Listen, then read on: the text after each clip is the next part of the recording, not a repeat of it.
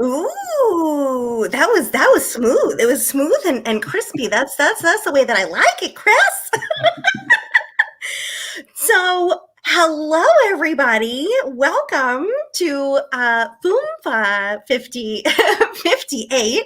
It is our summer 2021 open mic night, and we are really excited to have you here. We'll of course give our official welcome around 8 o'clock. But we are just so happy to be back. Chris, that 2 weeks, since our amazing Put It in the Chat night felt like a long time, didn't it? It did feel like a long time. Oh, look, Unmesh is here.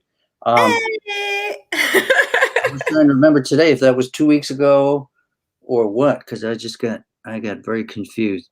I know, right? It felt like a very long time. I think maybe because, now we can go into the outside world a bit. It somehow feels like, I don't know, time is just is moving slower. Did it move faster when we were trapped inside? I just don't even know anymore. What do you guys think out there?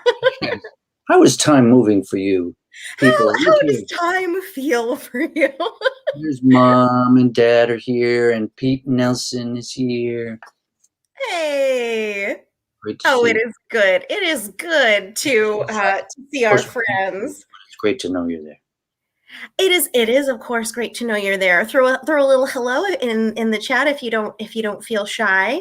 Hopefully we will have a whole bunch of friends and fans in here tonight because we have an open mic night and so many fabulous guests from our from the Fairfield University MFA program, current students, alumni. We have special guests and friends of the live stream as well. We've got a little bit of a special format going on later, which we are very excited about. And Pete Nelson just said, I have become 26 years old again. What a fabulous effect of quarantine. Maybe staying inside's not so bad, Pete. Well, that's if 26 was good. I don't know. How was your 26? Maybe not. There's Lona. Hey, Lona. Hey. And listen, I just want to let people know that today is National Cheer Up the Lonely Day. So if you're alone watching this, we're here to cheer you up, right? We indeed are here to cheer you up. And I'm so glad that you mentioned that, Chris. And that was kind of one of the aspects at the heart of us starting this up. We were going into this very strange and scary time of quarantine. And, certainly I know after the program, we've tried to stay in touch, but we've, maybe lost touch a bit or have not, met some people. And this has brought a lot of joy to us. And you being here with us and sharing your writing with us and cheering us on has brought us a lot of happiness. So the happiness is going around. We see Deb Carr out there who will be reading later tonight. We see Joanna Myers. Hello. Great to see you. Chris, I'm dying to ask what you are drinking tonight. Oh, well, you're dying to ask. Not dying. I'm living to know. This is my brother brought me this yesterday. Ooh. Pond Point Lager. Now this is from what's it from? Milford Point Brewing. Ooh. That's in Milford, Connecticut. Oh, well, how nice. Where my brother lives. You just walk down the street and grab some of this. Fabulous. And life is good. That is so nice. Oh, and it was so cool because last night, I didn't get to meet your brother, but I knew that he was in the crowd. Last night, we had a very, very fun sort of Fumfa Live spin-off live in-person social fun event. If you haven't joined yet, please join Fumfa Live Social, which is a Facebook group. We're also on Instagram. I set it to, private, to make it just a smidge more private, but you can join and I will, of course, accept your join. we want to get together for in-person social fun now that we can, and I'm hoping to put out a little Google form, a little survey to see what you're interested in. But for the upcoming weeks, I'm pretty much planning on having like an outing for drinks, and also an outing to the New York City Poetry Festival. So I'm very excited about this. So stay tuned on there and make sure that you join. It's 8 o'clock, so we need to give our official welcome, Chris. Yes. Welcome. Welcome. Officially. To Fumfa 58. This is our summer 2021 open mic night. Chance is out there saying, where is the disclaimer? And maybe we should remind people, Chris and I are where many of us are from. We are affiliated with students or former students of Fairfield University Master of Fine Arts program. We are all good friends of the program and everybody who runs it, but we are not officially, we do not represent the university. Okay. In an official kind of way. Anything we say is not affiliated or approved or necessarily the opinion of Fairfield University. So, feel free to say whatever you want up there. In fact, you should just go ahead and assume that Fairfield University does not approve of anything we say. But that's probably the correct assumption. Thank you, Chance, for reminding us. we love Fairfield University and the people there. So we sure do. Absolutely. And who is it? Who's somebody? Oh, Joanna Myers wants to go skydiving, so you got to put that on your list of activities. Okay, that's terrifying, Joanna, but I love this suggestion.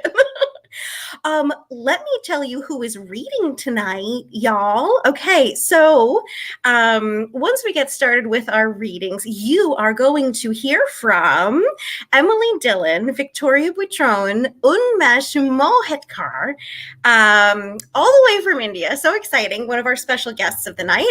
Phil Lemos, Brenda Sorrells, Dane Sawyer, another special guest, Vale Larkin, and Deb Carr. It is going to be an awesome night full of friends and special guests. Did you say Marina? I think I did. Did I say Marina? Okay, let me say it again.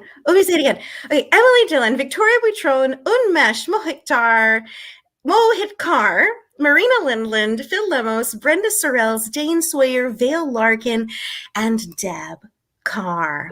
Awesome night. Hey, midnight. Chris, can you tell us what is coming up? Yes, in the upcoming weeks? Next week we have another fabulous. We're gonna end our summer open mic season next week with an open mic featuring Westport Writers Workshop writers. These are some fantastic writers that you will all enjoy. We have a whole bunch of them: Steve White, Srini Mandavili, Gwen Rice, Melissa DeMeo, Deborah Coleman, Mark Seidel, Joanna Simmons, Sean Fitzgerald, and then down the road we got Paul Latore, Tanya Cohen, Beth Tillman, and Laurel Peterson. We got Rosalind Stevenson and Ezra Lovecroft. We got Jerry Johnson, Sally Knacker, all kinds of people to bring us up to our break for Labor Day. So keep tuning in, everybody. Absolutely. And thank you so much, Chris. I think it's time for us to welcome our first reader and for us to introduce her with her bio. And that is Emily Dillon. Let me get her banner up here. Perfect. Chris, don't let me forget about the banners. Yeah, I try to keep my eyes open. All right, perfect. Welcome, Emily. Hi, thanks so much for having me, Katie and Chris. I'm so excited to be here tonight. We are so excited to have you. All right, let me share your bio.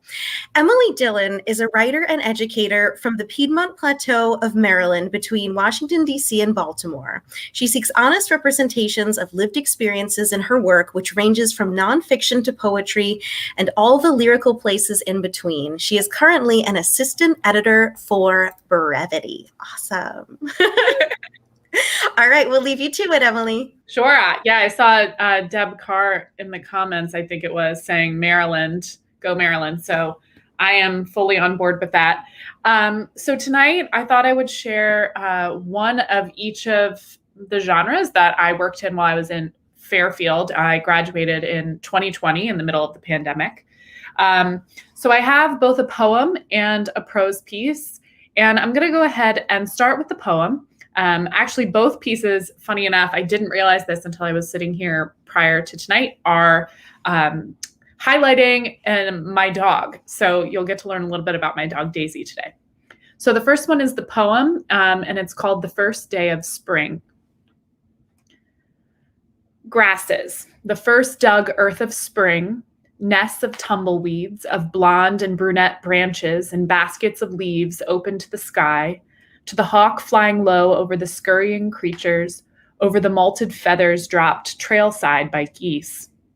The buck with his pointed rack and his frozen stare, as my dog's name tag, etched with the crystal of a fine soldered blade before snow, jingles its rings.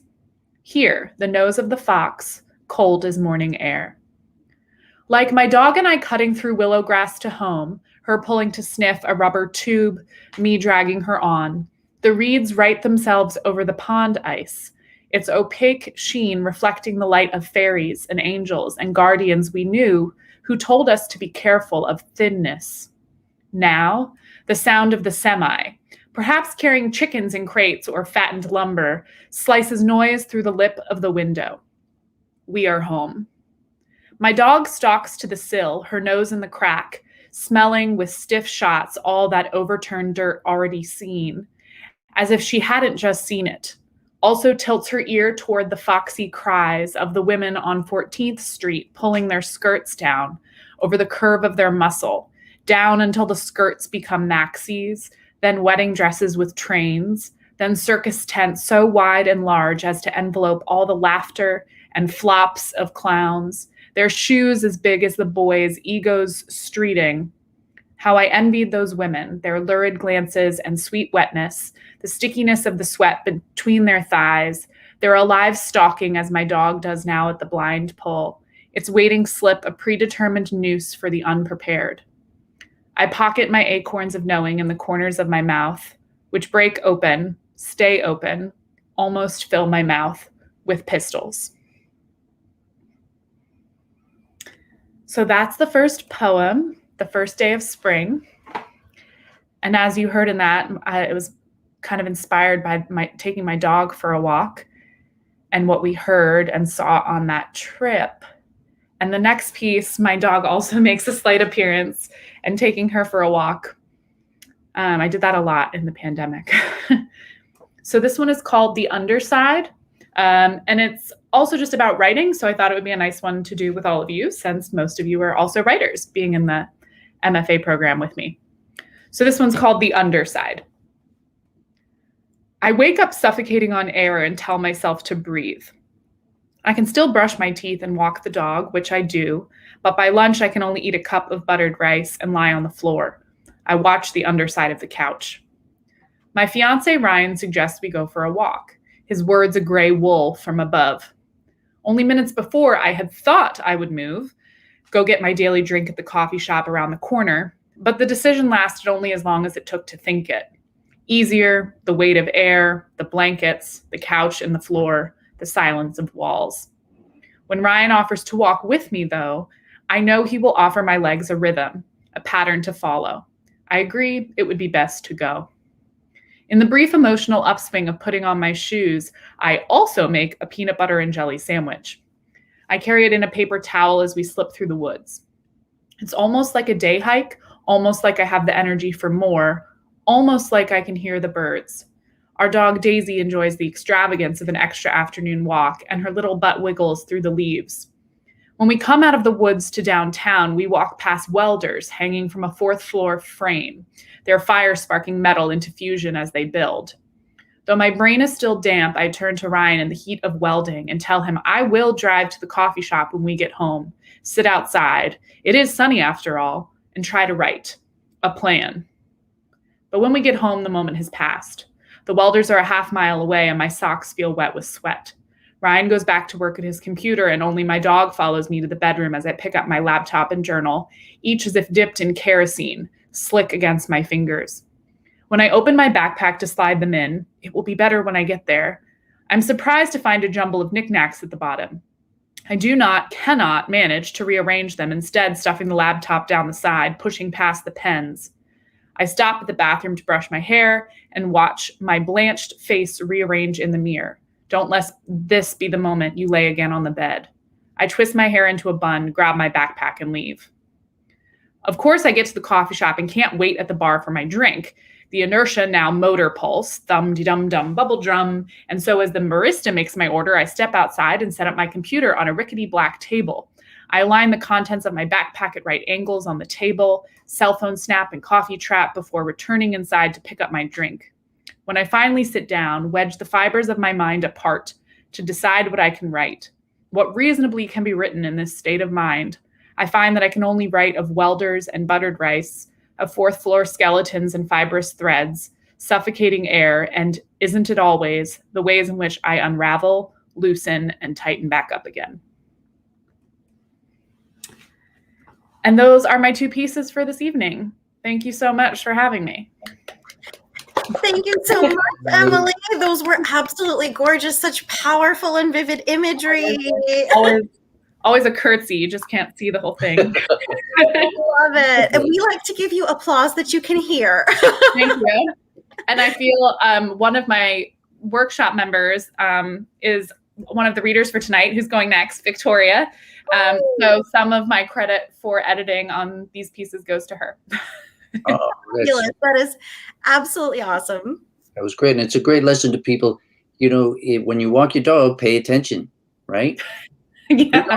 Who knows what could come out of it? A great poem, story, whatever. Yes, Chris, absolutely. Absolutely. Well, Emily, you're going to have to, make sure you hop on Facebook and YouTube and see all the comments and lump that you got. I will. Thank you. Thank you. And next, we'll be bringing up Victoria Boitron. Let's get her up here. They're in here. Oh, banner. Let me change the banner. Banner. Hello. Victoria. Good job. Hello. Thank you for having me. Thank you for being here. We are super excited to have you back on. So glad that you signed up. Chris, will you share her bio with us? Of course, Victoria is a writer and translator who hails from Ecuador and resides in Connecticut. She received an MFA in creative writing from, where else? Fairfield University. She writes about the intersection of identity and place, family history, and the moments her hippocampus refuses to forget. Her work has appeared or is forthcoming in Lost Balloon, X-Ray Lit Magazine, Bending Genres, and other literary magazines. And of course, she's the winner of the Fairfield Book Prize this year. Awesome collection of essays, and that will be forthcoming, I guess, next year. Yes, spring 2022. There you go. Before we know it. Yes. Oh my gosh, time is flying, right? We're already July 2021. I can't believe it. Mm-hmm. All right, Victoria. All right, thank you so much. All right, so I feel like the bio is not up to date because up until last year, I considered myself to be a nonfiction writer. And there has been a shift the last few months, the last year, I would say. So now I am a fiction writer as well. And that came as a huge surprise to me. So tonight I'm going to read a very short flash fiction piece. It appeared just in the last month on Reservoir Road Literary Magazine. Shout out to them. They're great. I think that they have open submissions right now. So if you want to submit something, whether it's flash nonfiction or flash fiction, please check them out. They're lovely. So this piece is called The Art of Leaving. All right. Right before I go, as I tip over the baby powder on the nightstand, leaving a trail of my hurry on the quilted sheet and the hardwood floor, I think about the dog bite from when I was 9. How I stepped, without noticing, on its tail and the gray dog's fangs left puncture wounds on the thick of my calf, streams of red soaking my socks pink. It happened in my tutor's home. And after that, she leapt on the bus to my house every Wednesday. How it was so easy to never go near the pup again. This is what I think about as I stuff underwear in my bag, the baby shoes, the money I hid in my pillow. I have to stab it. Flying feathers fleeing on our bed because he could come home early. Food? Leave all the food, I think. Just the milk formula. Just the milk. As I carry the bag out of the house, the sky is gray as smoke. I think about our trips, holding hands, the warm moments of safety with him, then the way he needed me only for him. No more Tuesday bowling with friends, nor more ruby lipstick, calling me every hour on the hour. Tanya waits for me on the street, car on, and she has a pack of cigarettes for today. To calm the nerves, she says. She hasn't smoked in a decade, not since senior year in high school, when we heard each cigarette takes 7 minutes from your life. That's what he does. Makes you reach for poison to calm you down. She never told me that I had to leave him. She'd just say to call her whenever I needed her, even if it had been months since we last talked.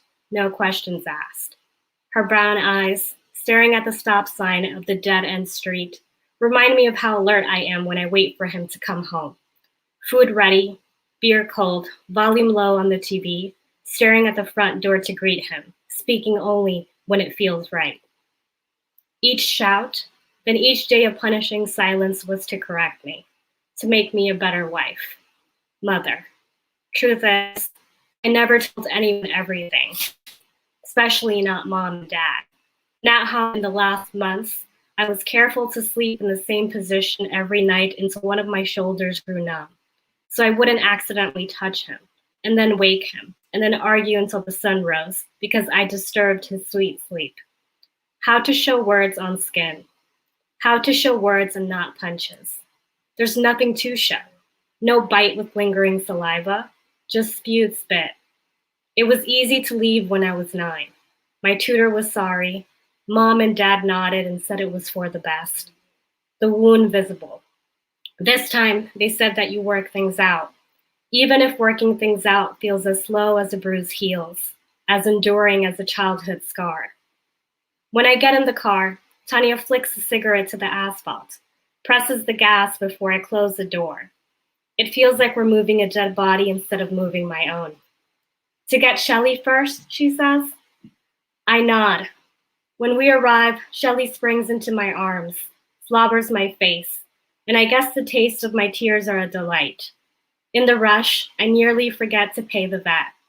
Let's go, Mama, I say, hugging her, sticking my head to the lingering cherry shampoo on her neck. Her beige fur is clean, my shy mutt, and she places her paws on my knees, leaves drool on my jeans. She's one of the reasons I came back last time, when I told no one I was leaving and stayed at a motel for a week, where I confused larvae for ticks on the grimy windowsill. Riley was with me, starting to say dada, dada, da. But then I stayed up late thinking about Shelley, about him keeping her change in the backyard when it rained, forgetting to feed her, his damn screams when she barked. Still, a part of me wished we could be a family again, that things could go back to how they were in the beginning, that I could come home, keep the peace, and there be no shouts. When the tires screech, I realize I've left Riley's favorite plush animal, the book I borrowed from the library, the dog food. But it can be replaced or made new, I tell myself, as I reach my hand towards the back seat while the car rumbles on the highway, my fingers quivering through fur no matter how hard I try to make them stay still. The wind playing with Tanya's hair and uncovering the fleshy maze of Shelley's ear canals. Thank you. Absolutely gorgeous, Victoria. How incredible was that, Chris? I know, and it's so exciting that you're writing fiction now, and you think it. I don't know. Is it COVID related that you made this switch? Like you were like, I don't know. And so crisp and full of fabulous just imagery and just emotions. It's just so perfect. I know. Thank you so much. You know what? I don't know why it had never occurred to me. Like I always was like, fiction is so hard. I can't world build. I can only take facts from my life. So it was a leap for me, but I love it so much, and it's been like a great way to like focus on a creative part of my brain that I hadn't focused on before. That is so awesome. Good for you, Victoria, and good for us too. We get to enjoy this incredible work. Thank you for having me again. Thank you for being here. All right, Chris, it's time for us to bring up Unmesh Mohitkar all the way from India. Woo! All right. Welcome, Unmesh. Hello. Hey, Unmesh. Thanks a lot. Good to see you. Yeah. What time is it there, Unmesh? Oh God, yeah. It's 6 a.m. in the morning. Hey! Thank you so much for signing up and being here with us. We of course we met you. We know you through Philip J. Curtis's Midnights. Put it into chat. You were with us on our last show before 4th of July, and your reading was absolutely incredible. We're excited to hear what you're going to share with us. But I will go ahead and just read your bio quickly first to introduce you a little bit more to our audience. Unmesh, tell me, how do you pronounce your last name? Is it Mohitkar? Am I pronouncing it right? Mohitkar. Mohitkar. Yeah. Okay. All right. Unmesh Mohitkar is the author of the poetry collection named Light Shadow Life, The Missing Verse of the Soul from Pune, India. Also part of multiple poetry anthologies. He has performed at multiple international events like Singapore and San Jose Poetry Festival. A regular performer at the Nuyorican Poets Cafe, he writes in 3 languages. His poetry reading clip was shown on US Channel 11 and has been featured or has been a spotlight artist at multiple open mics and podcasts. He is a globetrotter who has visited 22 countries. An absolute pleasure to have you, Unmesh. Thank you. Thanks a lot. We'll leave you Here we go. Stark naked. Stark naked, he ran on the stone cold street, and the suited and booted world, nowhere to hide, ran for cover. False covers, rappers of the society stopping, killing him softly. Once they wilted, he spread his wings like wildfire, burning the bridges, towns and farms, spreading ashes for new growth, fresh colors. So the first one, and these are short ones. Engage. Bombs, bullets, they engaged in expensive war. Bombs, bullets, they engaged in expensive war. Loving was easy, but hearts were disengaged. Next is called sprawl. Sprawling thoughts. Sprawling thoughts, haywire, live wire, crossfire, hellfire, ceasefire, inspire. Always entangling surroundings like barbed wire. Entangling surroundings like barbed wires. Next one is called mellow. Mellowed down now.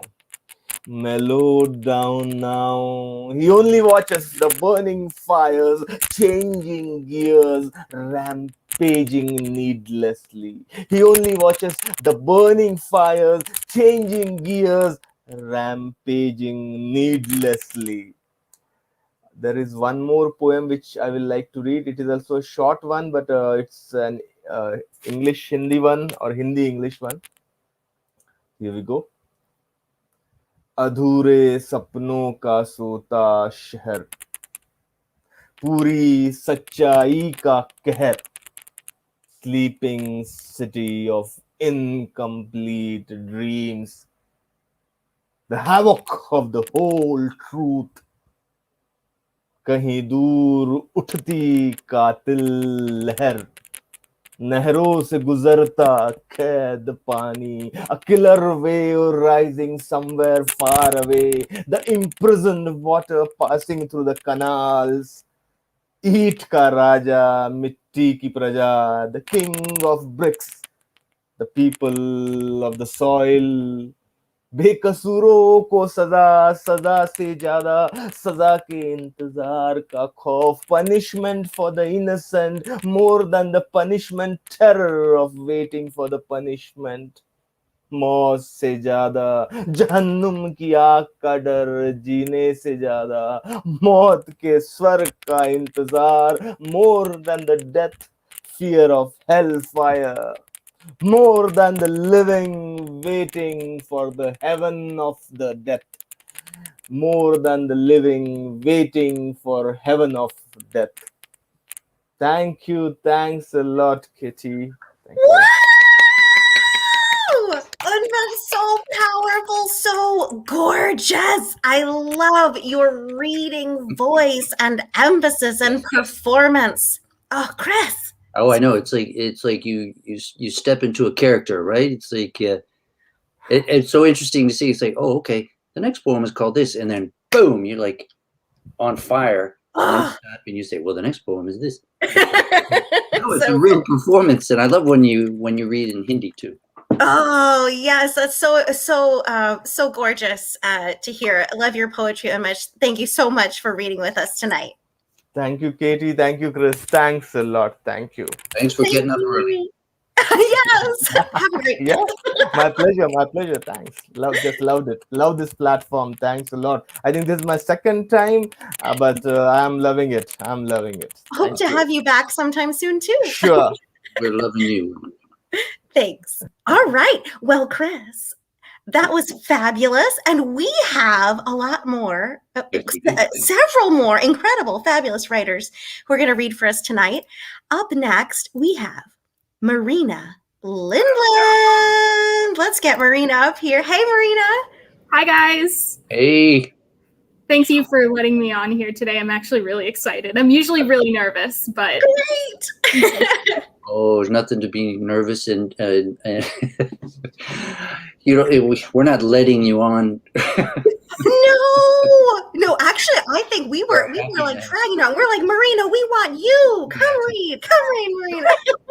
We were up late last night. Should we let Marina on there? Should we? I know it was a tight decision. I appreciate it.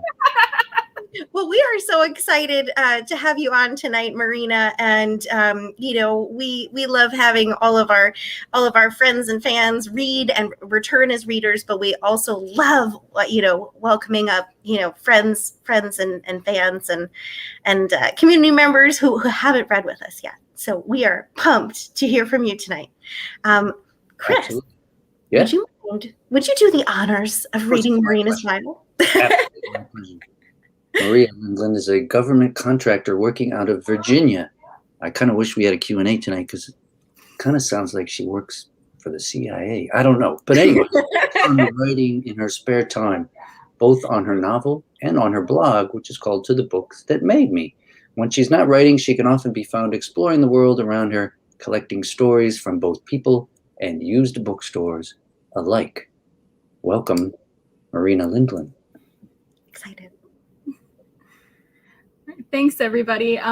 So I'm going to be reading from a short story that I am working on getting published right now called The World Goes Blind. And I'm going to be starting kind of from the middle. The most important things that you need to know is that the main character, Rachel, is used to kind of being locked in the house by her fiance, Christine. And today she decides to sneak out to go to coffee with someone. So I am going to start from her leaving. 6 hours later, Rachel stared at the front door, her nails digging into her palms. The aged wooden planks moaned as she shifted her weight from one foot to the other. She was all right until that moment. She planned her timetable down to the minute, took a shower, curled her hair, even broke out some old purple lipstick. She talked herself into being relaxed, even excited, until she turned to face the blood-red door. Rachel had 3 hours until Christine got home from work. It seemed like a large window, but Rachel knew better. It was a 10-minute walk to the bus stop, another 10 to 15-minute wait for it to come. It took 21 minutes, without traffic, for the bus to arrive at Russell Square, and another 12 to walk to the North Star Cafe, where Brian would hopefully be waiting for her. That was nearly an hour of travel time alone, to be repeated on the way back. Rachel mentally subtracted half an hour for a safety net, which left her exactly 34 minutes to order coffee, possibly wait for Brian, and talk about whatever came up. And she was losing more of that time, second by second, the longer she stared at the door. Rachel covered her mouth with her maroon sweater. Warm fibers pricked her lips, and she inhaled the scent of daisies and vanilla from the organic fabric softener she'd bought last week. It was now or never. Go. Before she could talk herself out of it, Rachel opened the door, locked it with the spare key she had found in the garden gnome last week, and walked away. The bus was leaking diesel. Rachel was nearly certain. The stench was so potent she thought she could taste the fumes on her tongue. Her hand reached instinctively to her scarf again, covering her face so only her eyes were visible to any curious onlookers. Rachel didn't want anyone to see her, or at least no one she knew.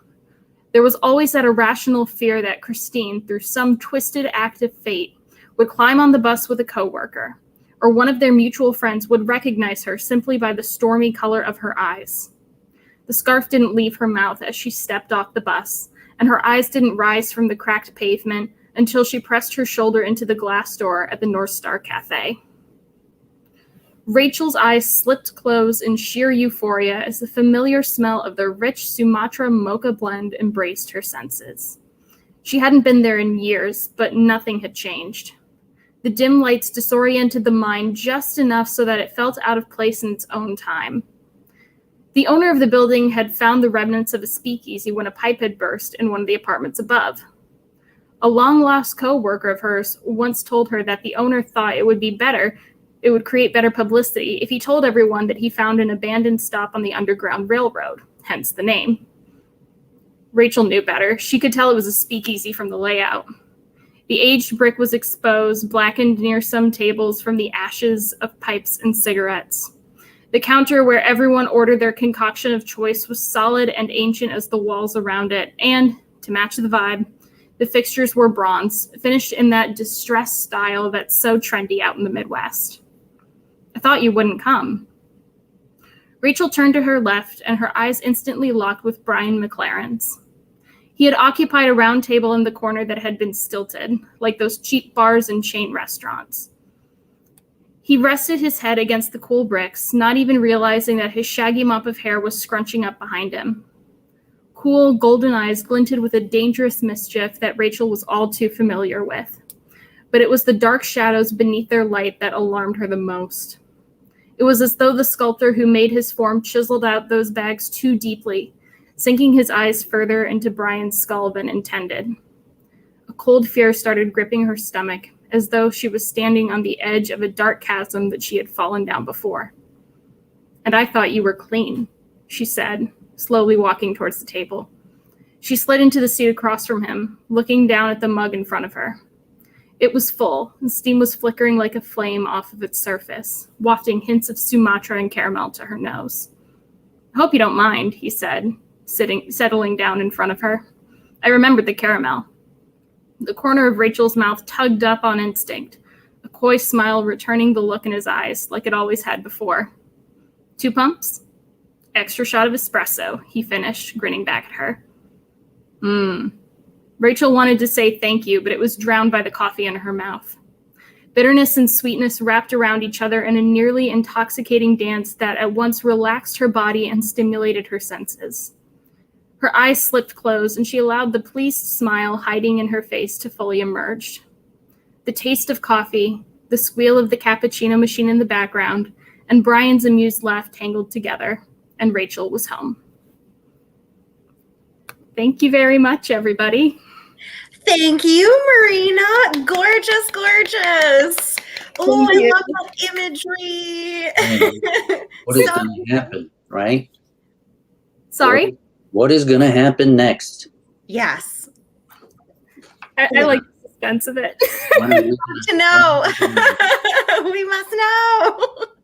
All right, Marina. Well, that just means that you're going to have to come back for our fall open mic and So maybe true. share a bit more. I can do that. I'd be happy to. That coffee imagery, Chris. It got me there at the end. It got me there at the end.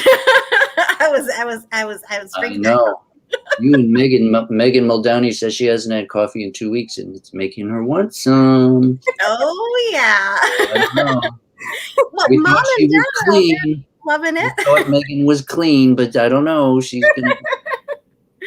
Oh yeah. Phil Midnight is out there saying there's a major cliffhanger. We need to know more. You got to go check out their comments, Marina. Thank you so much for reading with us tonight. Thank you so much, you guys. Have a good night. Yes, thank you. All right, Chris, it's time for us to welcome Brent. No, Phil. Phil, come on. My goodness, Phil, shame on me. Hey, Phil. How's it going? Very, very good. Having a fabulous night, and it is always good to see you, Phil. Good to be here. Thanks for having me. Absolutely. Well, let me get into reading your bio so we can get into your reading.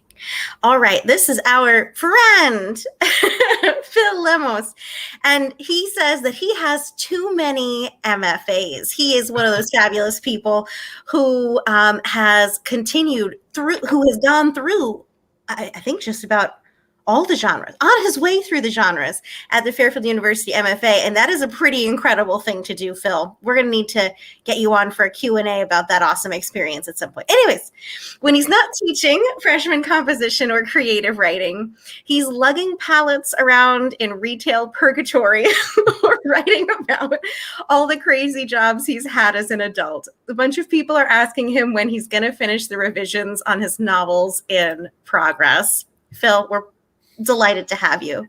That's right. Welcome back. Thank you.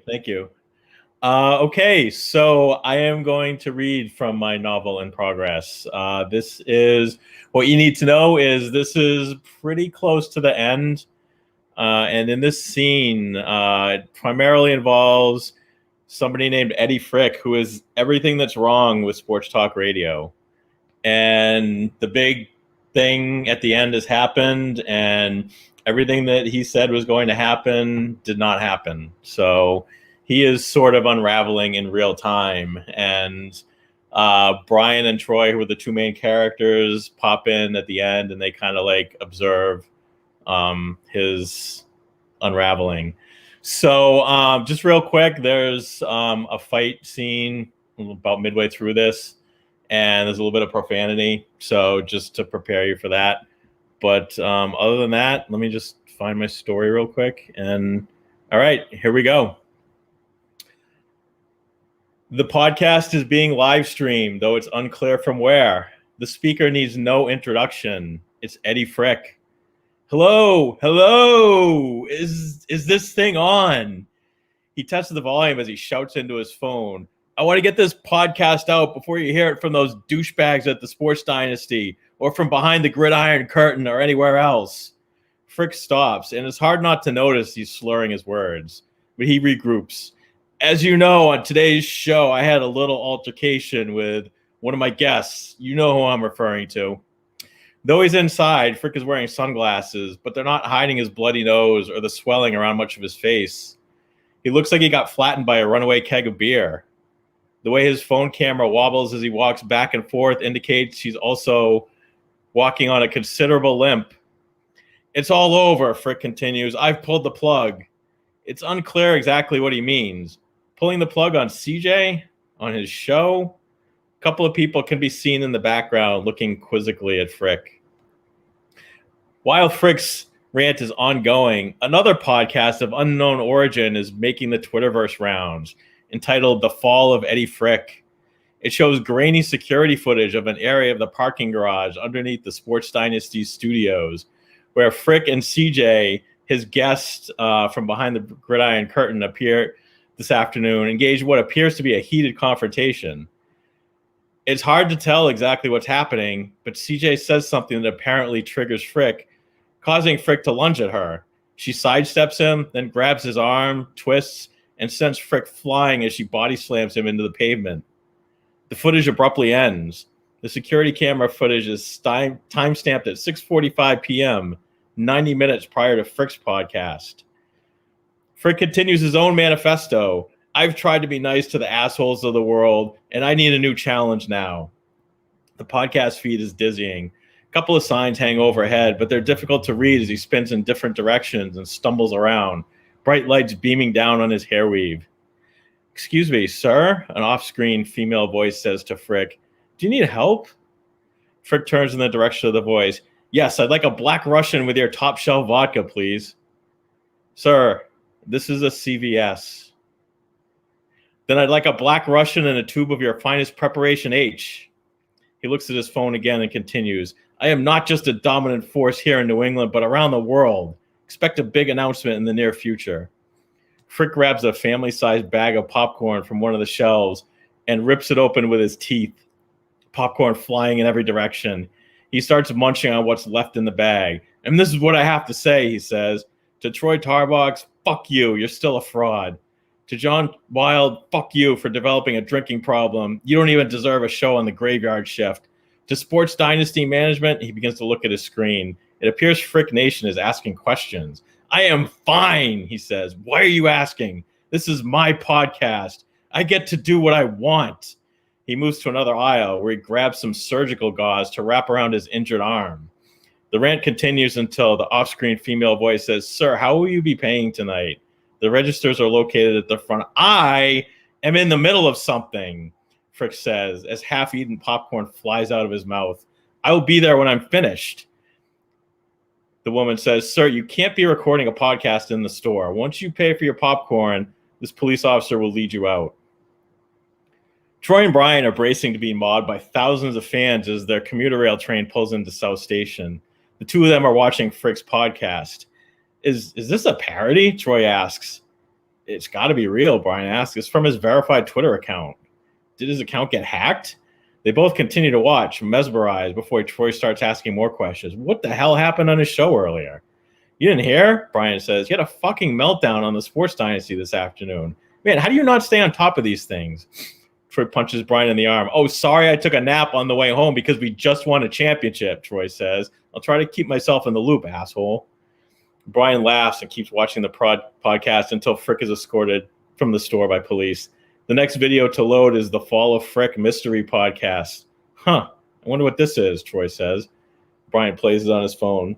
They watch with intense curiosity until the climactic scene, which causes them both to howl with excitement.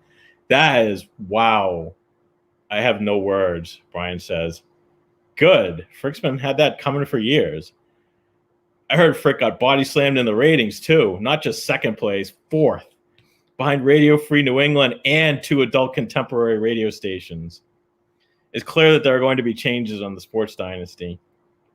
You can't follow up a fourth place finish in the ratings with an unhinged rant and expect to survive.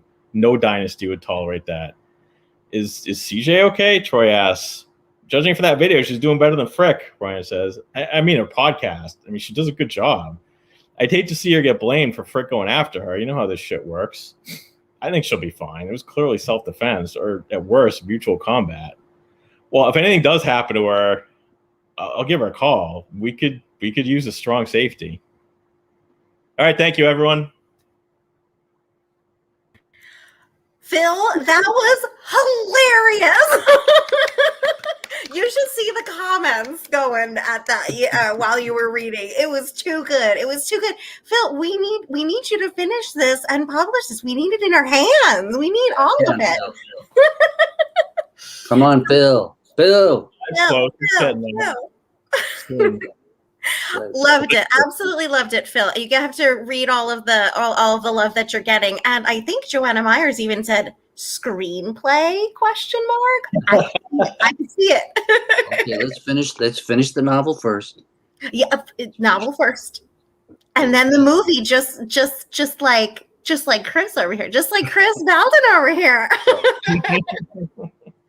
Fabulous. Thank you so much, Phil. That was an absolute delight. I was so excited when you said you were going to share from the novel, and hopefully we can bring you back and hear more from it again soon. Great. All right. Well, Chris, it is now time for us to bring up Brenda Sorrells. Yes, Hey, Brenda. Hi, can you see me? I'm on my because you know what? Yes. You know, and even though you're on your phone, you look absolutely fabulous. It's a lovely, bright room, and it's so good to see you, Brenda. Good. I know. I miss you guys. I know. Well, you know, long time no see. Brenda was there at Knot Hill Brewery last night and at Chris's live show, and we had a blast, didn't we? We had a blast. It was great, and I hope more of you will come out to this kind of thing because it was super fun. Yes. Please do. You have to. Brenda, just a little polling. Would you do it if there was skydiving involved? Oh well. And, this was Joanna's suggestion. but first you meet at a brew pub. I'm not that brave. Then you go skydiving. I might be able to do it if I went to the pub first. Maybe. That's what I'm saying. Guys. Yeah. No, last I loved it, and Chris, your music was sensational. I had no idea you were that talented. Oh, hey. Great. It was so much just to be out after COVID and all the other stuff. So it was really, really nice.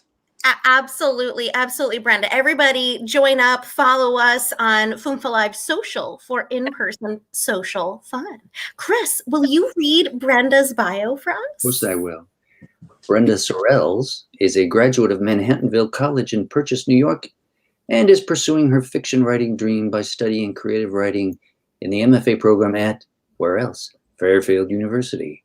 Her first job out of college was assistant beauty editor at Mademoiselle magazine, where she developed a love of publishing and the written word. Later, she worked for the Fox Broadcasting Company in Los Angeles. Here, she began to write her own short stories and developed 2 of them into novels. The Bachelor Farmers and The Way Back Round are both available on Amazon.com. She's currently working on her 3rd novel called Emma's Folly, which she plans to use as her MFA thesis. Brenda currently lives and writes peacefully in the woods of Wilton and enjoys sharing anything about books and writing. Please welcome Brenda Sorrells, as in gazelles. Welcome, Brenda. Thank you, guys. Okay, so Emma's Folly is a family drama. It's a book about a young wife whose marriage crumbles when she and her husband stumble into the crosshairs of a charismatic farmhand, a grifter named Brooks Davis. So that's basically kind of the log line. It's set in 1950 in northern Minnesota and opens on a farm just south of Duluth. Emma and her husband Nathaniel have a 2-year-old son named Jonah, who loves feeding ducks in a pond and helping his mom in her vegetable garden. This scene comes in August. It's a very hot, blistering day. It's right before the harvest. Brooks Davis and his cohort Cal are just up from Texas and are in the area looking for field work. The scene I'm going to read is from the first chapter, and Emma's in the garden with Jonah, and she realizes that something is really terribly wrong. I would consider this scene what we call the inciting incident. It's the scene that, it's the event that kind of sets the story in motion. So here we go. Emma had been crouching close to the ground, choosing the ripest tomatoes when a sudden gust of wind sent the dust flying. She stood up and wiped her eyes with the hem of her dress before realizing that she had lost track of time. How long had she been daydreaming? Things were strangely quiet. Scanning the garden's length for any unusual movement, she called out, "Jonah." When he didn't respond, she tried again, only this time louder with more force. "Jonah, answer me. Where are you?" She stood on the verge of tears with her hands on her hips, her skin tingling, her heart pounding. Focusing her eyes well beyond the well-defined plot, she listened hard for any indication of the whereabouts of a single-minded 2-year-old. But there was nothing, only the determined agitation of the breeze. Emma walked close to the garden's edge, her eyes darting hawk-like between the rows, her ears tuned, her senses on red alert. When she picked up the sound of the ducks gibbering in the distance, her feet flew. She took off running toward the pond, stopping short at the water's edge. A scattering of plants torn by their roots lay on the grassy embankment. She moved closer, letting the wilted green beans fall through the fingers of her open hands. Jonah! As her eyes scanned the water, her gaze landed on his white t-shirt, barely breaking the surface. She plunged in, frantically grabbing for any piece of her child and ignoring the fact that she couldn't swim. Somebody help, please, Nathaniel. A thick bloated water snake slithered past her, and she yanked it to shore with no thought and a strength she never knew she had. The snake landed with a thud in the dirt and slithered away as she clawed the reedy stalks that obstructed her path. Her mind raced to channel some outside force as adrenaline shot through every vein, and if there had been a mountain, she would have moved it. The solid ground slid and shifted beneath her feet as she fumbled and lost hold of Jonah's pant leg. Before she could grip again, the floor beneath her vanished completely, and she lost her footing, slipping underwater into darkness. Hold on! Emma gasped as an arm encircled her waist and yanked her backward. It took a second to realize that the man who was pulling her toward him already had Jonah hoisted on his shoulder. The next thing she knew, they were slogging to safety, dripping with mud and weeds. Cal, get the lady, I've got the boy. Brooks Davis had her wrapped tight beside him under one arm while carrying Jonah in the other. Help her, he said when they reached the shore. Cal, who appeared to Emma to be one of the Mexican workers she had often seen in the fields, reached out a weathered hand. Take it, he said, hurry. Emma grabbed on and he pulled her up out of the water into the shallow incline where she collapsed in the grass. Brooks Davis dropped to his knees beside her and went to work. He cradled Jonah down-faced in his left arm and gently pounded his back until Jonah's eyes opened and a gulp of water rushed from his mouth. Emma reached for him, but Brooks held her at bay with his hand. Not so fast, ma'am, he said. Let him have some air.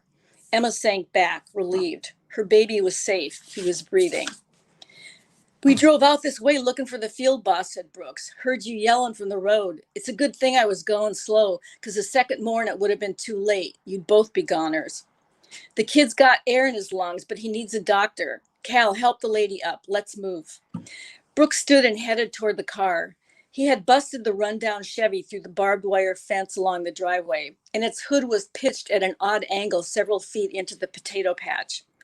Holding Jonah with one arm, he already had the passenger door open and the seat bent forward when Cal and Emma caught up. Get in the back, ma'am, Brooks said. The kid's breathing, but he doesn't look so good. I think we got to head straight to the hospital. Soaked to the bone, Emma pushed a straggly piece of hair from her dripping face and climbed into the car, using her feet to scrape jelly black pondweeds from her bare legs. She wanted to express the gratitude that welled in her eyes to these strangers, but she stumbled to find words. It was all she could do to take directions. Brooks came in close and maneuvered Jonah back to Emma, who took him gently in her arms. Jonah's eyes were open, but he was limp and silent with a bluish tint to his lips and fingers. She cradled his head close but loose to give him plenty of air to breathe. There was a trace of vomit on his breath. Had he thrown up somewhere along the way? Emma had no recollection. Already it was difficult to remember details. She pulled her feet up to help balance the toddler across her knees. Dirty, gaseous water saturated her dress and soaked the oily car seat. Jonah coughed and she shifted her weight, kicking away a liquor bottle to make them both more comfortable. But with the cramped quarters, tin plates, sandwich wrappers, and mud-caked boots, amidst everything else littering the floor, it was a miserable situation. There beside you, said Brooks, pointing a nervous finger through the open window. A couple of sleeping bags. He bent forward, all dripping, head and torso, muscle-tattooed arms blustering through the window to untie one of them so that Emma could have something dry to lay over her lap. Without wasting another minute, he slammed the car door shut and slid himself behind the wheel as Cal settled in on the passenger side. A putrid cloud of rotten eggs, slue water, made it difficult to breathe. A hard pocket of air lodged at the base of Emma's throat as she wiped at fresh tears that threatened to slide down her cheeks. Nathaniel should have been home by now. Where was he? The old clunker mercifully sputtered to life on the first try, and within seconds, Brooks had them rolling over the bumpy field terrain, taking it as easy as he could until he hit the paved county road when he shouted, "Hang on," and like a banshee out of hell, plunged the gas pedal to the floor. Thanks, guys. Whoa, Brenda! Wow. Pedal to the metal. Absolutely. What an incredibly vivid scene, Brenda. I'm hooked. I need to know what happens. Yeah, I know, right? So Dang. good. Thank Talk you. about movies, right? Pardon? Exactly, Chris. Exactly. What are you- I saw it all. Oh, good. That's the idea. Absolutely. Brenda, thank you so much. Totally awesome to hear from you. We're dying to hear what happens next. We got to bring you back on another day and hear more. That's what we need to do. Okay. Sounds great. Thanks, Chris and Katie. Oh, gosh, thank you. Thank you, Brenda. We'll see you Bye-bye. soon. All right, Chris. What an incredible night it's been so far, and we still have a few more folks. Absolutely amazing. We have 3 more fabulous readers tonight, and the next one is Dane Sawyer. Let's bring him up. All right, let's get Dane up here. I will click. Welcome, Dane. Hey, everyone. I am so excited that Dane is here. I elbowed him into it a little bit when he saw me at the Norwalk Arts Festival, and I'm so glad that he introduced himself. Dane is a current student at the Fairfield University MFA, and Dane, we are absolutely delighted to hear from you tonight. It's my pleasure. Yeah. All right. Well, I will go ahead and share your bio with everyone. Okay, here we go. Dane Sawyer is from Yuba City, California, and grew up in the shadow of the world's smallest mountain range, the Sutter Buttes. He holds a BA in political science from BYU and a master's in international affairs and global enterprise from the University of Utah. He served in the Army Reserves as a civil affairs officer and was deployed to Afghanistan and the Philippines. He currently lives in Norwalk, Connecticut, whoop, whoop, with his wife and daughter. He enjoys fly fishing, CrossFit, and judo. Awesome, Dane. Right. All right, we'll leave you to it. All right. Thanks, guys. Excited to be on the show. Been watching it for a long time, so happy to finally be here and sharing. So I'm going to be sharing a short piece of autofiction. It speaks for itself, or at least it should. So I'm going to get right into it. It's called Tax Dollars. Outside the Museo Picasso, there was an upscale gift shop that looked like many of the other gift shops that dotted the twisting, narrow streets of Barcelona.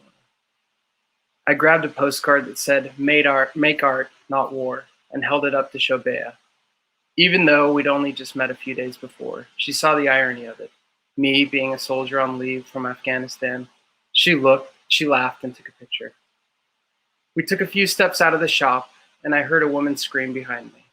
I turned and saw a gray-haired woman with shock on her face, grabbing at her neck like she was choking.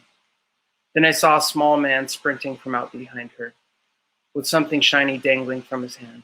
He disappeared around a corner. I took off after him. I rounded the first corner and was lucky to see him turn into an alleyway. The street was compact and cobbled and wove through 3-story shops and apartments. The thief turned and saw me. He let out a worried scream and sped up. His arms swung in large, looping circles as he ran. He was faster than I expected. This wouldn't be a quick chase. I'd have to wear him down. My feet started to sweat and slide in my all-leather Sperry boat shoes.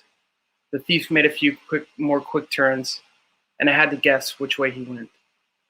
But stunned pedestrians, when they saw me in chase, realizing what was happening, pointed me in the right direction. On a long, straight road, he looked back and screamed again.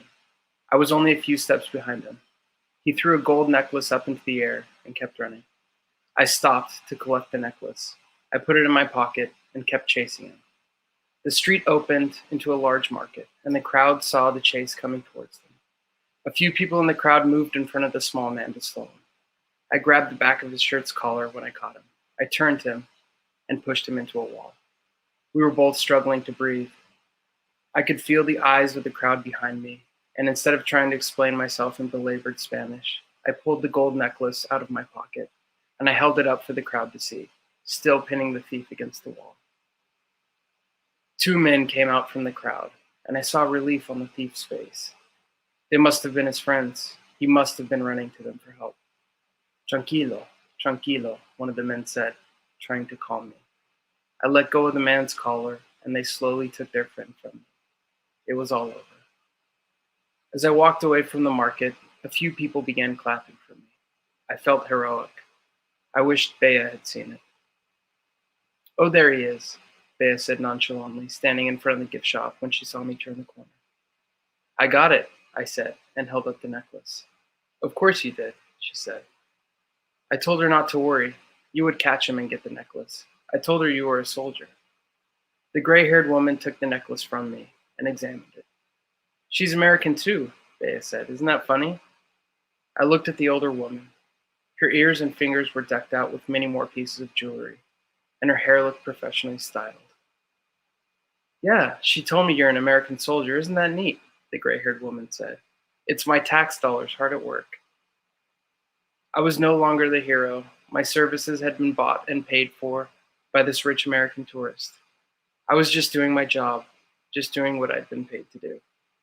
I turned my back on the woman when she held out a few dollars to thank me. Bea caught up to me down the road. She stopped me and told me that she thought I was brave, and she gave me a hug, and I held on to her for a long time. And that is it. Dane, what an incredibly powerful and vivid scene. And then that moment at the end there, my services had been bought and paid for. Like, yeah, well, thanks. You know, like I paid for you to like chase this lady down and risk your life and bring it back. Ooh, so good. That was so quick and so good and so vivid, Dane. Loved it. So that really happened. Autofiction. Most of it really happened, yeah. Most of it really happened. You didn't get to use your judo. No, it didn't. That was so awesome, Dane. So vivid, so cool. What a crisp piece. I saw it all. Another little film there, Chris. Yeah, absolutely. Fabulous. Dane, thank you so much. We hope to have you back again soon. Okay, thanks, guys. Thanks, Dane. All right. Well, Chris, so awesome. Yeah, so good. Oh, it was so nice to be taken to Barcelona too. Even under those action circumstances there. All right. Well, up next we have our second special guest of the night. We'll be welcoming Vale Larkin. Welcome, Vale. Hi. Hey. So excited to welcome you. Chris and I know Vale from, we first met Vale at Put It in the Chat, Midnight's Put It in the Chat. And so glad that you connected with us. And you're going to be sharing something with us with a special format tonight. And so Vale, I'm going to go off screen, but you tell me when to queue up when to get it going, get the video going. Okay. All right. Well, I'm going to do the bio first. Yes, of course. Yes. Chris, please introduce Vale to us. I know you're excited, Katie. Sorry. Keep your pants on. Vale Luella Larkin is a trans NB wheelchair-enhanced writer and all-purpose nerd. A New York native, past employment ranges from opera singer to exotic dancer, but they have settled happily in Pittsburgh, where they write poetry, short fiction, theater, and sometimes impassioned essays.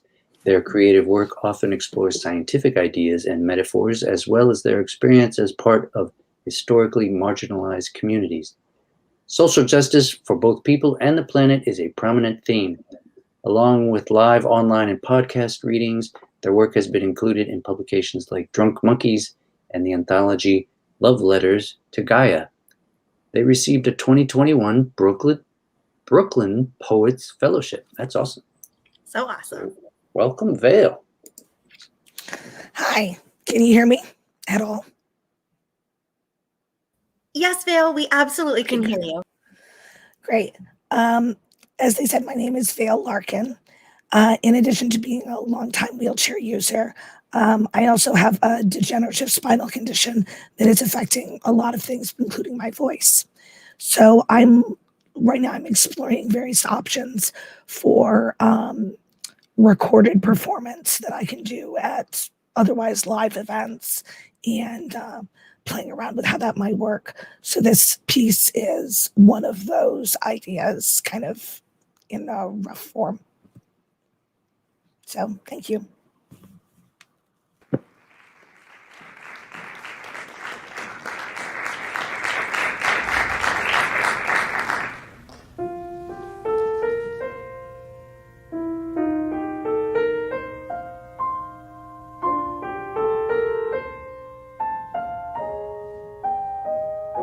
Once there was a singer, shouting glory to the skies, flying free on currents of harmony, and the vibrations of the scope of life, heard only in the ecstasy of voices joined together, all in concert, all in tune with one another, and no need for any lesser resonance.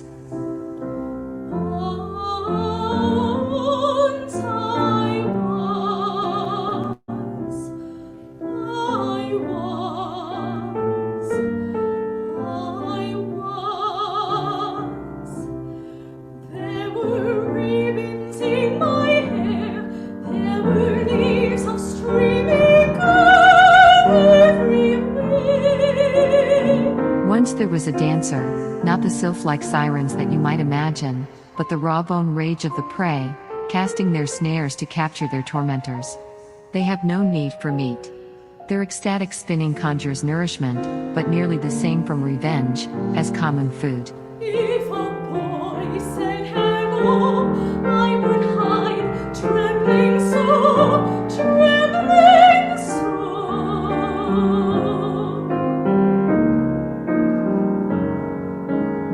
Now I barely know what the meaning of no is.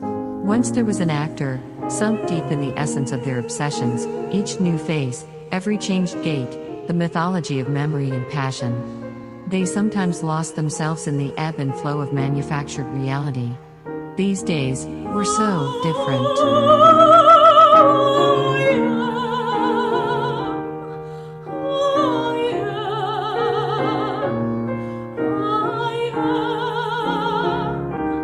Past and audience I stare, what is gold is hollow nuts, touch my hair.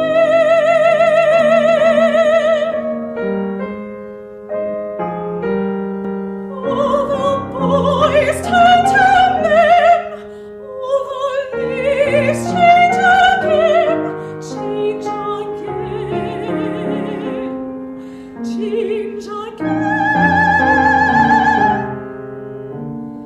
Still I answer yes, though I know what will happen. There's a violin that's fading. There's a weaving loom collapsing. There are paths untrod and cliffs not climbed, and lace untwisted, concerts missed, and everything that ever was, and never will be ever, ever. These phases come and go.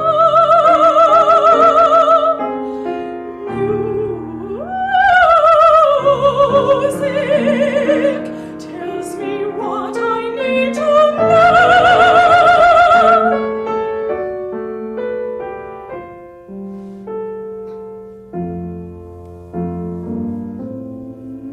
Now they are.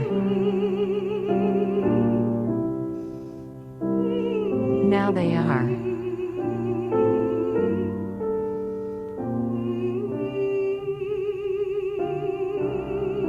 Now they are.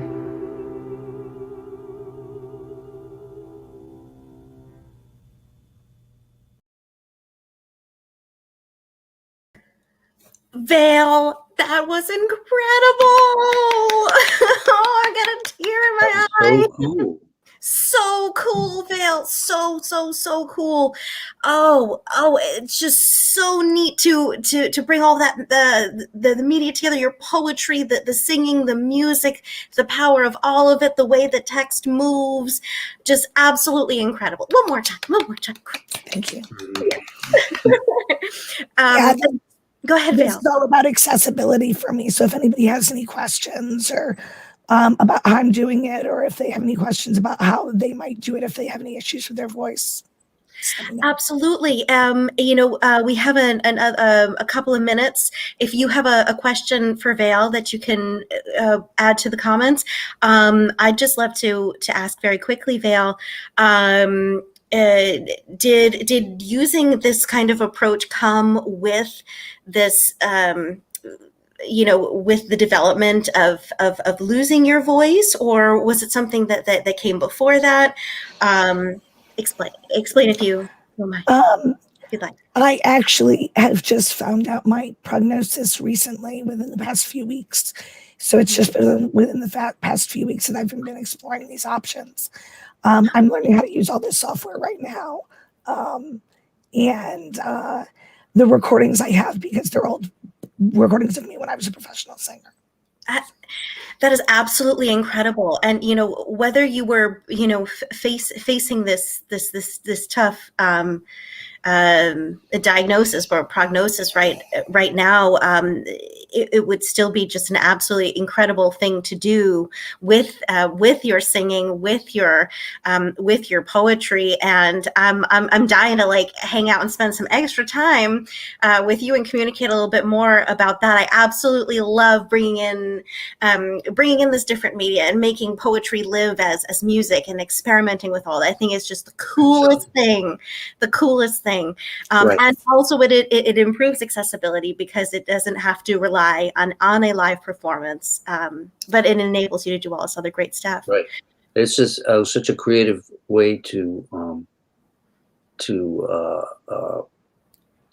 channel your creative output in a way that goes around the disability, right, and bypasses it, and you still get the point across, and you're creating something that's new and different, because not that many people are doing stuff like this. And it's just so interesting because so many poets, it's like, well, okay, you can write it down and you can put it in a book, but performance poetry, if you lose your voice, that's like an actor losing a voice, or an athlete. I was a singer and an actor before this, and I gradually lost my voice. And now it's like a nightmare, right? Yeah. And here you are, though, finding a way to do it, which it's really inspiring too. It's like amazing. Super cool. Vale, is there anything else you'd like to share with us about the accessibility aspect, or any other aspect that you would just love to share, or just encourage people who might be going through the same thing, who are also writers, performers? I do want to encourage anyone who is facing challenges to their ability to perform to really explore all of your options. And sometimes it means thinking outside the box and approaching things from an angle you never considered, but it's always worth it. And if anybody has any questions or would like any support in their own efforts, I will try to log into chat after this and put my info in the chat. Yes, please do, Vale. And put it in the chat. Put it in the chat. And Midnight and Chance and Unmesh are out there, possibly a few more friends rooting for you out there, Vale. And gosh, we would love to have you back on and to hear more about what you're doing and to hear more of these incredible pieces. So we'll be in touch. Thanks, Vale. All right, Chris, what an incredible night. And we're not done. Yeah. We are not done. We have one more incredible writer who will be reading for us tonight. That will be the wonderful Deb Carr. Welcome, Deb. Hello. Good evening. Hey, Deb. Good evening, Deb. We are so happy to welcome you back. What a cool red chair you've got there. Thank you. Yeah, that's cool. Yes, gamer's chair. Yeah, Deb. I love it. I absolutely love it. How are you doing today, Deb? I am doing fine. Great. Well, it is so good to have you back. And we're excited to hear you read. Chris, will you do the honors of reading? I get to do Deb's too. Huh? Oh, wait. Oh, no, it's my turn. Oh, I'm sorry. Oh, no. I'm sorry, Chris. Should I go ahead and I put it all queued up. I'm so sorry, Deb. No problem. You all know I'm just enjoying everything so much. I'm so excited. I'm losing my memory. I'm not even drinking anything tonight. Not yet, anyways. Well, there's a lesson there. Maybe I need to drink. No, I'm just kidding. No, it's just awesome excitement from these incredible readers. Okay, so Deb Carr is a 2019 Fairfield MFA graduate. She also has a BA in English from the University of Maryland. However, that was a while back, and she spent her time doing everything except English, acquiring a DVM and a Master's of Public Health along the way. She spent over 10 years in the Air Force as a public health officer, traveling to such exotic locations as South Korea, Germany, Hawaii, and Texas. While stationed in the latter, she had 2 10-minute-long Texas-themed plays produced. The idea of becoming a writer kept coming back. So she finally decided to cross the Enders Island Causeway. Yeah. Her Fumfa thesis was a screenplay, Ojibwe Lake, a psychological thriller. She's decided that Rod Serling is her spirit animal. She hasn't had any fiction published yet, although she's had nonfiction science articles published in an online British publication focused on chemical and biological warfare, writing about topics ranging from zoonotic diseases to COVID-19. What a life! So cool, Deb. Well, we're excited to hear you. All right, great. Last but not least. Okay, what I'd like to do is present 2 brief scenes that are part of a novel that's in the early concept phase, which is to say that I haven't figured out a plot yet. But it's a horror comedy about cannibal foodies in Washington, D.C., who are being thwarted by a public health department employee who, at the same time, is grappling with issues of body image and fat shaming. So we'll launch into it. The first vignette, or the first scene, is from one of the cannibals. Thurmont, Maryland. Clint sat in bed, the rafters of his old room. Oh, I should say there's a little mild profanity throughout this trigger warning. Clint sat in bed, the rafters of his old room brushing the top of his head. He'd finally unpacked his suitcase and crammed his clothes into the battered pine wood dresser in the corner, except for Andre's handkerchief. Clint pressed his nose into the checkered cloth, smelling wood smoke and spices. He remembered his summer spent as a charcuterie apprentice in a little Swiss town along the Italian border.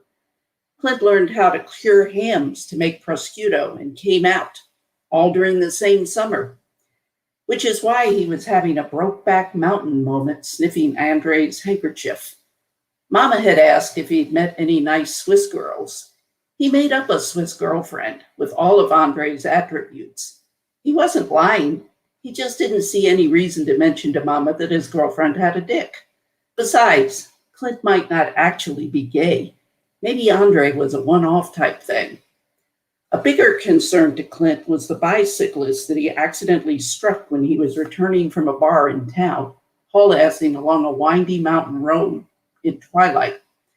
Clint slid the pickup to a stop on the gravel shoulder and staggered over to the guy, but he'd hit his head on a boulder and was dead, crumpled on top of his mangled bike. Clint panicked and threw him into the back of the truck, spandex bike and all. When he got back to the farm, he pulled the pickup into the barn and killed the headlights, hyperventilating. In the moonlight, he eyed a rusty metal barrel in one of the old cow stalls. Then it occurred to him. A few strategic cuts with a chef's knife, and his problem would fit nicely into the barrel. Add a few field stones, hammer the lid on with a mallet, roll the barrel off of a bridge into the river and watch it sink, and the problem was gone. He wouldn't have to worry about going to jail or losing his new job at a nice restaurant downtown. But he hadn't gotten rid of all of the man, though. He kept a few choice parts. He wrapped them in burlap and placed them in a corner of the old smokehouse. He began his experiment with ham making. Okay, next scene. D.C. Public Health Department, Northeast Washington, D.C. Lewis! Tamara peered over the edge of her cubicle. The Queen of Hearts was approaching. Well, it wasn't actually the Queen of Hearts. It was Ms. Edwards. But she sure acted a lot like the Alice in Wonderland character. just like her if the Queen of Hearts had been brown, with red-tinted braids, cat-eye glasses, and wore a tweed pencil skirt. Regardless, Tamara thought of them as one and the same. She even had a Queen of Hearts cookie jar that she found at a flea market sitting on her desk, the scowling queen wearing a tiny crown perched on her square head, balefully eyeing eye-shaped or heart-shaped tarts in her fat hand. The cookie jar rattled as Ms. Edwards approached. How come you only did 30 restaurant inspections this month? Where are the other 10, Ms. Edwards demanded, slamming a folder down on Tamara's desk. Well, I was out that one week taking care of my mother, Tamara began before Ms. Edwards cut her off. Your personal problems should not interfere with your assigned duties, Ms. Lewis. Tamara started to argue, but stopped herself. Yes, ma'am. I'm sending you out to inspect some food trucks. Go to Franklin Square. But it's almost lunchtime. Yes, that's when they're there. You should be able to knock out 10 inspections. Tamara didn't relish the thought of wedging herself into the tight confines of a food truck while they were still cooking, within inches of flames and hot grease. What's that on your desk? Ms. Edwards asked. She stabbed a lacquered fingernail toward the lone chili dog sitting next to Tamara's computer, the bangles clanking on her wrist. A smothered chili dog? Girl, you keep saying that you duck out of here that when you duck out of here early every day, that you go to the gym. But if you keep eating that for lunch, it won't matter. Well, we're supposed to be the health department, and that's a heart attack on a plate. Here's your forms. Go walk around Franklin Square. You could use the exercise. It was no surprise that Ms. Edwards was a retired Army sergeant. Thank you.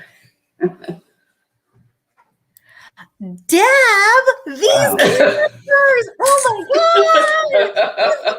I'm hungry now. I'm a vegetarian. Oh my God! You know, it's so funny, Deb. Intense, exciting. These characters are pips, and I'm excited to hear more. I'm totally captivated. Okay. Love it. Great, thank you. Thank you very much. You so much, Deb. It's been such a fabulous night. We really. I think I started talking before I applauded. Applause. All right, thank you.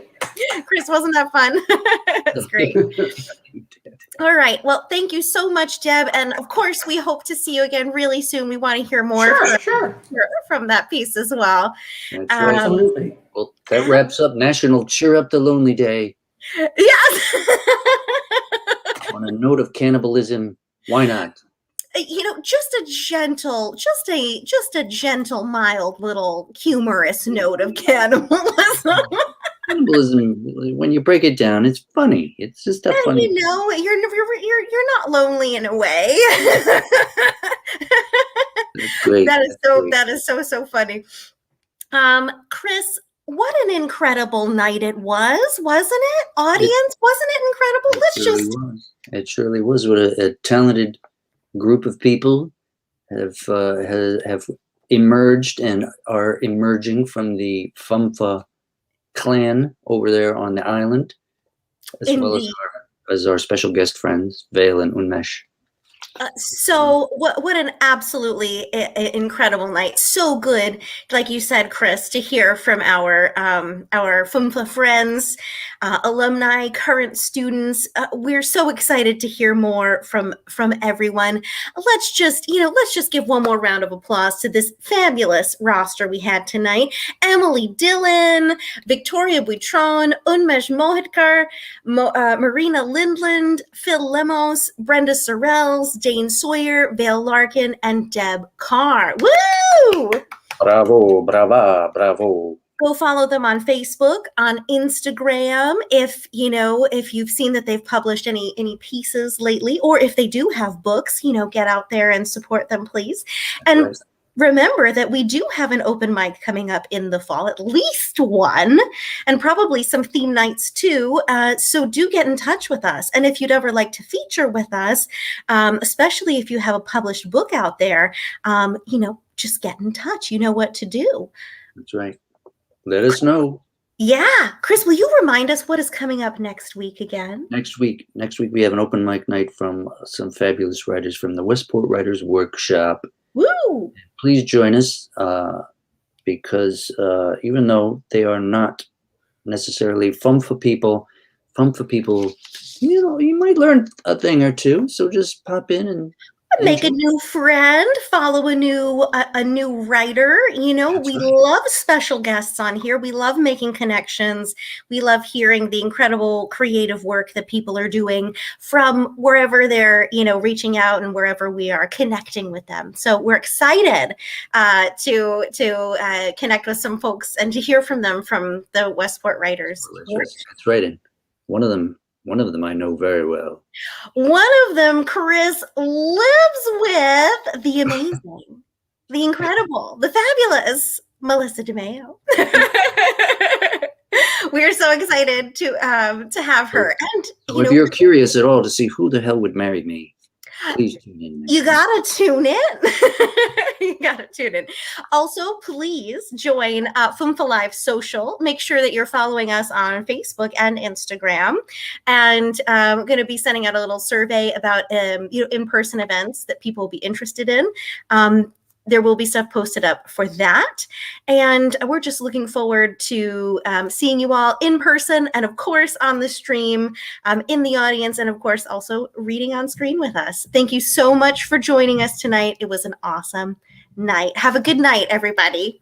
Good night. We'll see you next week for number 59. Yeah.